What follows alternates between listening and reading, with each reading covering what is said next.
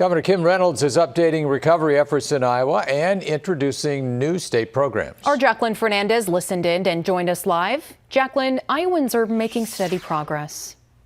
They are, John and Aaron. Governor Reynolds is not staying idle when it comes to helping Iowa families recover from the tornadoes in April and, of course, most recently, the historic flooding. She says more than 5,000 homes were damaged and more than 2,000 homes were destroyed in recent severe weather. She expressed thanks to Iowans helping Iowans and announced a new program today intended to help farming families specifically. What I saw as we flew over rural northwest Iowa were farms that were completely submerged, homes, grain bins, equipment underwater, gone. The program will reimburse interest payments on commercial loans to repair damage. So far, the program includes $10 million from American Rescue Plan funding and will be managed by the Iowa Finance Authority.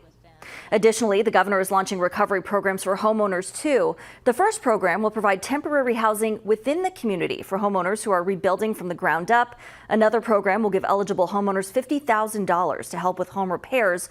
Both programs launch on July 15th. John, Aaron.